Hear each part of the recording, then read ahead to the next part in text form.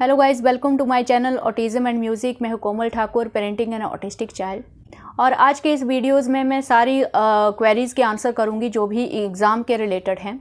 तो काफ़ी सारे कमेंट में यही चीज़ें पूछी जा रही हैं कि अर्नब का जो लर्निंग का स्पीड है वो बाकी बच्चों की स्पीड से मैच करता है या नहीं करता है। क्या एग्ज़ाम के टाइम पे उसको अलग से पेपर सेट किया जाता है उसके लेवल के हिसाब से, या मैं किस तरह से सिलेबस को मैनेज करती हूँ, किस तरह से उसको सिखाती हूँ, किस तरह से एग्ज़ाम प्रेपरेशन होती है।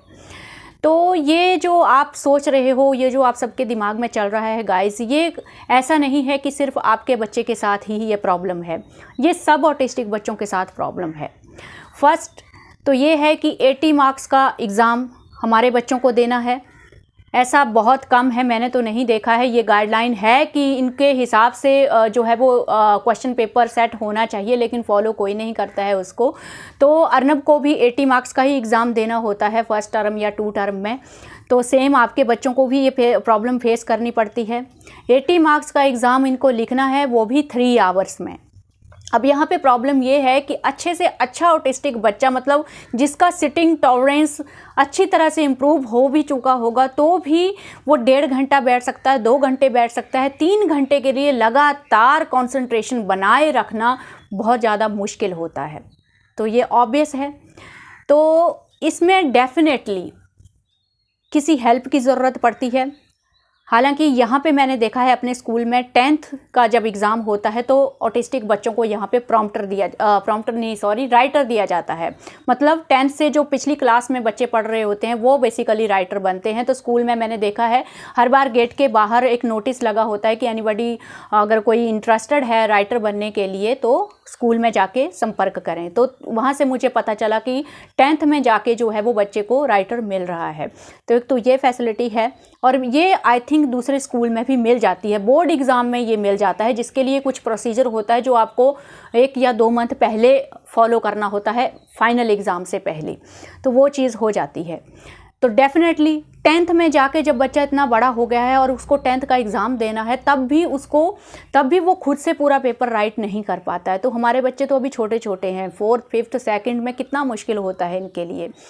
तो डेफिनेटली यहाँ पे हेल्प की ज़रूरत पड़ती है, और वही है, रिक्वेस्ट बेस पे हम लोग रिक्वेस्ट करते हैं। तो समटाइम्स कभी कभी स्पेशल एजुकेटर अर्नब को मिलता है, बिकॉज यहाँ पे 6 स्कूल के लिए एक स्पेशल एजुकेटर है, तो हर बार वो अर्नब के लिए अवेलेबल नहीं होता है। तो स्कूल जो है, जो क्लास इंचार्ज होता है उस टाइम पे, जिस क्लास में एग्ज़ाम हो रहा होता है, वो क्लास इंचार्ज जो है वो ही अर्नब को थोड़ा गाइड करते हैं पेपर रीड करने में। तो इसके लिए क्या किया जाता है कि गाइड करके इसका जितना आता है, इसको डेफिनेटली इसको पूरा एग्ज़ाम तो नहीं आता है, 80 मार्क्स का एग्ज़ाम उसके लिए बहुत ज़्यादा मुश्किल हो जाता है। लेकिन जितना उसको आता है, जितना उसको मैंने प्रेपरेशन करवाई है, तो वो फर्स्ट उसको गाइड करके रीड करके जितना उसको लिखना है वो लिख देता है। तो 1.5 घंटे के अराउंड वो फिनिश कर लेता है। डेफिनेटली 5 मार्क्स के और 4 मार्क्स के जो लेंथी क्वेश्चन होते हैं वो उसको मैं नहीं करवाती हूँ, क्योंकि वो कर ही नहीं पाएगा उसको। तो उसमें short answer question, multiple choice question और 2-2 मार्क्स के जो 2-2 3-3 लाइन के क्वेश्चन आंसर होते हैं वो अटैम्प्ट करता है स्कूल में जाके। तो उसको पहले फ्री कर दिया जाता है, उसको फुल 3 आवर के लिए नहीं बिठाया जाता है। जैसे ही उसका एग्ज़ाम ख़त्म हो जाता है तो स्कूल से कॉल करते हैं, तो मैं उसको लेने के लिए चली जाती हूँ। 3 आवर्स के लिए, उसके लिए भी इतनी देर बैठे रहना बहुत मुश्किल है। 3 आवर्स के लिए उसको इतना पूरा कंसंट्रेशन बनाए रखना, रिकॉलिंग बहुत ज़्यादा स्ट्रेसफुल है।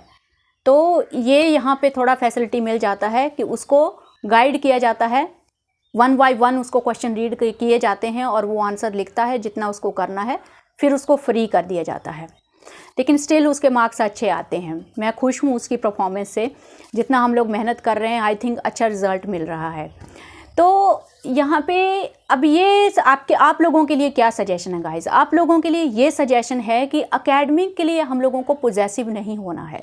अब मेरा जब मैं उसको प्रेपरेशन कराती हूँ सिलेबस का, तो मेरे आगे एक जो मेन चीज़ का मैं ध्यान रखती हूँ वो होता है कि उस एकेडमिक में जो हमारा डेली लाइफ का नॉलेज है, जो बच्चे को होना चाहिए जनरली, उसकी लाइफ को जीने के लिए जो नॉलेज इम्पॉर्टेंट है, उसके ऊपर मेरा बहुत ज़्यादा ध्यान रहता है। स्पेशली अगर ऐसी कोई सिलेबस में पोर्शन में ऐसी चीज़ें आती हैं तो उनको मैं बहुत अच्छे से उसको एक्सप्लेन करती हूँ, वीडियो दिखा के, डेमो दिखा के। तो एक तो प्राइमरी गोल आपका ये होना चाहिए कि हम लोगों को बच्चों को नॉलेज प्रोवाइड करना है जो उनको आगे चल के उनकी फ्यूचर लाइफ के लिए हेल्प करे। एग्ज़ाम पॉइंट ऑफ व्यू मेरे लिए इतना ज़्यादा इम्पॉर्टेंट नहीं होता है, स्टिल उसके मार्क्स अच्छे आते हैं। अगर मैं पीरियोडिक टेस्ट की बात करूं तो बिना स्पेशल एजुकेटर के उसने अभी पीछे एग्ज़ाम दिया था, तो स्कूल के टीचर ही उसको गाइड कर रहे थे, तो उसमें उसको ईबीएस में 33 आउट ऑफ 40 मार्क्स आए थे, और इंग्लिश में आई थिंक 22-23 है आउट ऑफ 40, और मैथमेटिक्स में भी आई थिंक 20 है आउट ऑफ 40 है। तो ऐसे कुछ मार्क्स आते हैं, तो मतलब वो पास हो जाता है। तो यहाँ पे भी ये चारों एग्ज़ाम में उसको स्पेशल एजुकेटर बिल्कुल भी नहीं मिला था। और ऑब्वियसली जो क्लास इंचार्ज होते हैं, जो टीचर होते हैं, वो इतना ज़्यादा जो है वो डिस्टर्बेंस भी होता है क्लास में, जब उनको वो पेपर रीड कर रहे होते हैं तो इतने अच्छे से हो भी नहीं पाता है, लेकिन स्टिल उसने अच्छा परफॉर्म किया। मैं सेटिस्फाई होती हूँ उससे, क्योंकि मुझे पता है कि वो इतना ब्रिलियंट नहीं है कि आगे चल के वो 10th में 70-80% मार्क्स ले और एकेडमी में आगे जाके उसका कुछ प्रोफेशन बने। तो इसलिए मेरा जो गोल है वो किस में रहता है, उसकी लैंग्वेज डेवलप करने में, उसका नॉलेज इंक्रीज़ करने में। तो सब कुछ मैं आपको पूरी ऑनेस्टी के साथ बता रही हूँ। उससे पहले वाले फर्स्ट टर्म में भी अच्छे मार्क्स आए थे उसके, आउट ऑफ 80 जो है वो 40-46 तक उसके मार्क्स रहते हैं। तो यहाँ पे मैनेज कैसे करती हूँ गाइस, ये मार्क्स लाने के लिए भी बहुत ज़्यादा मेहनत होती है। लाइक अभी 5th का फर्स्ट टर्म, अभी ये 4th क्लास में, जब वो 5th क्लास में जाएगा तो मुझे अप्रैल से ही, सेशन के स्टार्टिंग से ही प्रेपरेशन जो है वो स्टार्ट करना पड़ता है, क्योंकि वो इतना बर्डन नहीं झेल पाएगा कि मैं फर्स्ट टर्म एग्ज़ाम से जस्ट 1 मंथ या 2 मंथ पहले उसको एग्ज़ाम का प्रेपरेशन कराना स्टार्ट करूं, तो वो कुछ नहीं कर पाएगा। तो उसके लिए मैं क्या करती हूँ, उसको बर्डन ना हो, उसको स्ट्रेस ना हो, वो डिमोटिवेट ना हो, उसका कॉन्फिडेंस कम ना हो, उसके लिए मैं स्टार्टिंग से ही, जैसे ही स्कूल में लेसन ख़त्म होता है उसी टाइम से मैं प्रेपरेशन स्टार्ट कर देती हूँ। तो अब यहाँ पे प्रेपरेशन जो है वो प्रीवियस ईयर के जो क्वेश्चन पेपर होते हैं उसमें कैसे क्वेश्चन का पैटर्न आ रहा है, वो सब वर्कशीट्स जो हैं वो डाउनलोड करती हूँ। जो क्वेश्चन पेपर हैं वो हम लोग डाउनलोड करते हैं और उसके ऊपर हम लोग उसको लिख लिख के प्रैक्टिस कराते हैं। तो ऑब्वियसली इस तरह से जब आप कराते हो तो 4-5 महीने में कोई भी बच्चा, चाहे वो ब्रिलियंट है, चाहे वो एवरेज है, ब्रिलियंट नहीं है सॉरी, अगर वो एवरेज भी है तो भी वो एग्ज़ाम में कुछ ना कुछ कर ही लेता है। तो इस तरह से मेरे ऊपर भी स्ट्रेस नहीं आता है और धीरे धीरे मैं सिलेबस को कवर कर पाती हूँ। बिकॉज़ अभी जो है जैसे ईवीएस में 14 लेसन आ रहे हैं, इंग्लिश में 4 यूनिट आ रहे हैं, बहुत मुश्किल होता है, बहुत वास्ट सिलेबस है। डेफिनेटली स्पीड को मैच करना जो है वो बहुत मुश्किल हो जाता है। तो इस चीज़ का यही सॉल्यूशन है स्टार्टिंग से ही। एक तो सबसे इम्पॉर्टेंट बात ये है कि ऐसा नहीं है कि आपने फर्स्ट, सेकंड, थर्ड में बच्चे को कुछ exam preparation point of view से कुछ नहीं कराया और आप लोग सोच रहे हो कि मैं 5th क्लास में जाके अब स्टार्टिंग से पूरी मेहनत करूँगी। वो भी पॉसिबल नहीं हो पाता है। फर्स्ट क्लास में लाइक एक लाइन का क्वेश्चन आंसर आता है तो वहाँ से थोड़ा बच्चे को प्रैक्टिस होती है। सेकेंड क्लास में थोड़ा और लेंथी क्वेश्चन आना शुरू होते हैं, तो बच्चे का जो प्रैक्टिस है, वो जो रिकॉल करने का और मेमोराइज़ करने का जो लेवल है वो धीरे धीरे बढ़ता है। तो ये सब चीज़ें मैंने स्टार्टिंग से ही बहुत शिद्दत से की हैं। First, second, third, fourth, even Covid में भी जो ऑनलाइन एग्ज़ाम है उसमें मैंने उसको बिल्कुल भी हेल्प नहीं की है। उसको भी मैंने उसी पॉइंट ऑफ व्यू से उसको रेडी करवाया, लाइक जैसे कि वो ऑफलाइन एग्ज़ाम देगा, क्योंकि मुझे पता था कि कभी ना कभी जो है वो ऑनलाइन सिस्टम बंद हो जाएगा और बाद में अर्नब को ऑफलाइन एग्ज़ाम देने पड़ेंगे। तो वो टाइम पे भी मैंने फुल प्रेपरेशन करवाया, उसको सेम वर्कशीट डाउनलोड करके उतना ही मेहनत किया। वहाँ पे मैंने बिल्कुल भी टाइम वेस्ट नहीं किया। तो वो मेरे लिए गोल्डन टाइम था। उसमें मैंने उसको राइटिंग, वर्कशीट सॉल्व करना, सब कुछ प्रैक्टिस कराया। तो दैट्स वाई अभी उसको वो एग्ज़ाम का पैटर्न समझ में आता है। अदरवाइज़ पहले तो उसको एग्ज़ाम का पता ही नहीं चलता था कि एग्ज़ाम क्या है। इवन मल्टीपल चॉइस क्वेश्चन में जो ऑप्शंस होती थी वो उनको भी रिकॉग्नाइज़ नहीं कर पाता था कि मुझे ऑप्शन से देख के ही आंसर करना है।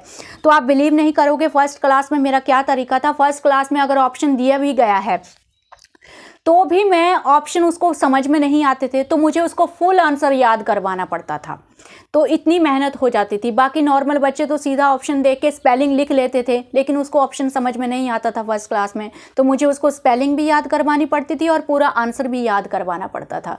तो आप देख रहे हो 4th क्लास में है तो फर्स्ट, सेकंड, थर्ड क्लास में ही बहुत ज़्यादा मेहनत हुई है, तब जाके उसको वो एग्ज़ाम का पैटर्न समझ में आ रहा है।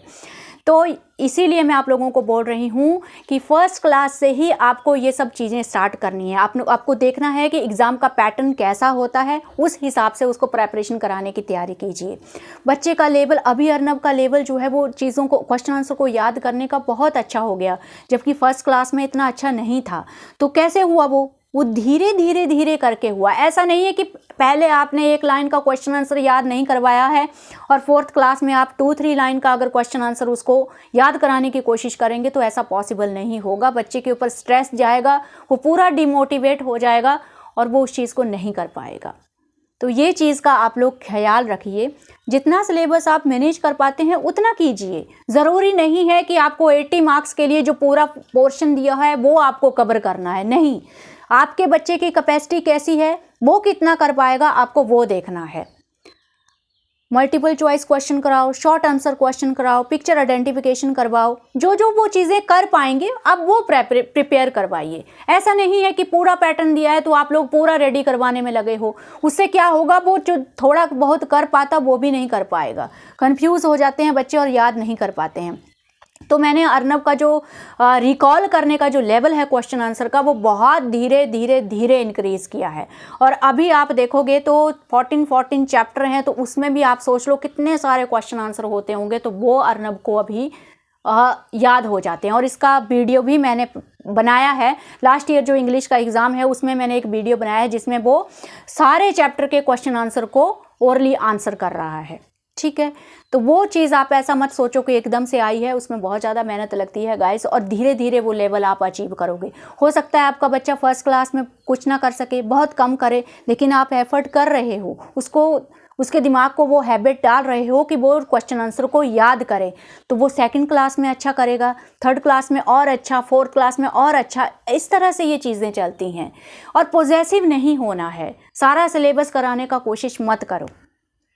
और एकेडमिक के लिए एग्ज़ाम के लिए हम लोगों को पॉजेसिव नहीं होना है। अगर वो 40 में से 40 मार्क्स का है, अगर वो 10 मार्क्स भी लाता है वो भी बहुत बड़ी चीज़ है। अर्नब जितने भी मार्क्स लाता है मैं खुश हो जाती हूँ। क्यों?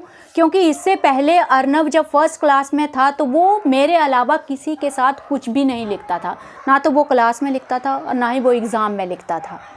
तो ये मेरे लिए बहुत बड़ी टेंशन बन चुकी थी कि अगर कोई स्कूल मुझे अलाउ नहीं करेगा तो वो तो एग्ज़ाम में ब्लैंक पेपर दे के आएगा। फर्स्ट क्लास में एक टीचर ने उसको कोशिश किया था लेकिन उसने कुछ नहीं लिखा था।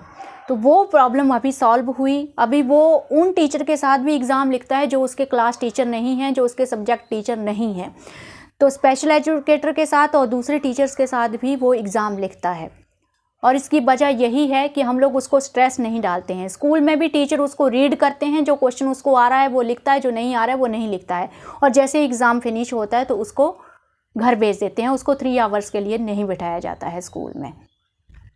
तो वही चीज़ है, थोड़ा थोड़ा करिए और उस थोड़े में देखिए कि जो आपने पोर्शन करवाया है उसमें से जो क्वेश्चन आए हैं वो मेरा बच्चा कर पा रहा है कि नहीं कर पा रहा है।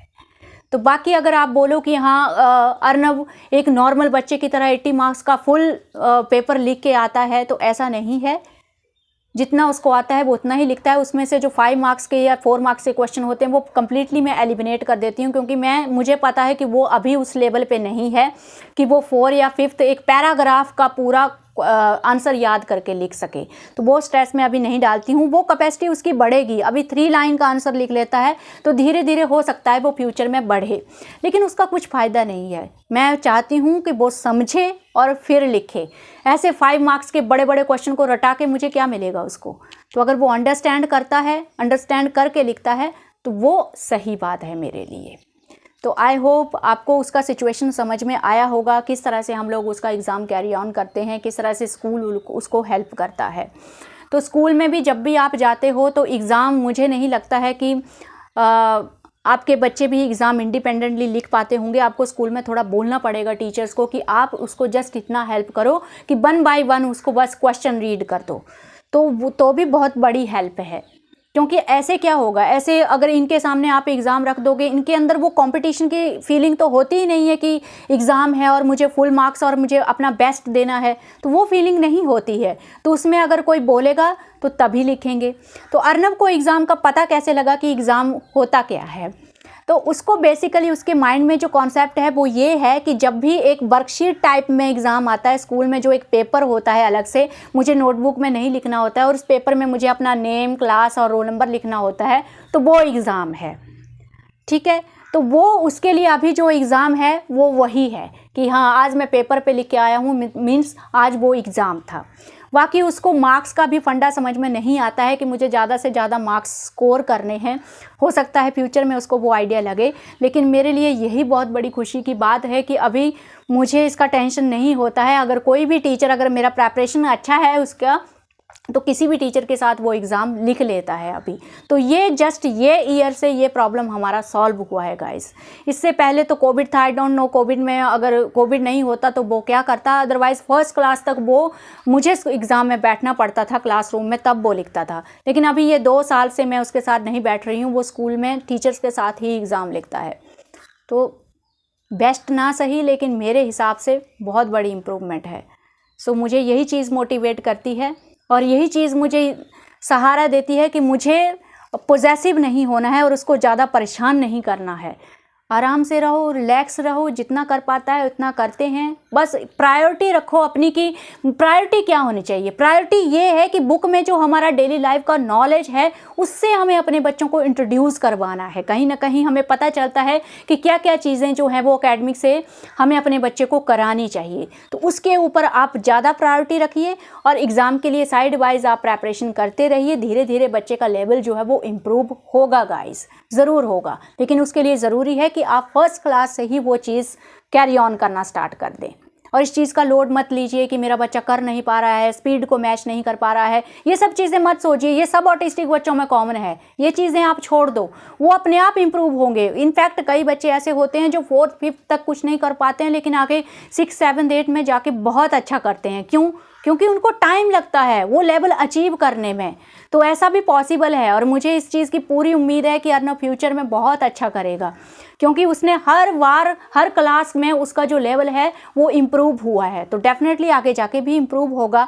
लेकिन मेरा गोल नहीं है कि एकेडमिक उसका मतलब एग्ज़ाम मतलब वो फुल मार्क्स लाए या ये करे, वैसा मेरा कुछ भी गोल नहीं है। हालांकि मेरी मेहनत पूरी जाती है उसमें। तो धीरे धीरे करें और सेशन के स्टार्टिंग से ही प्रेपरेशन स्टार्ट करें। Okay, thank you for today.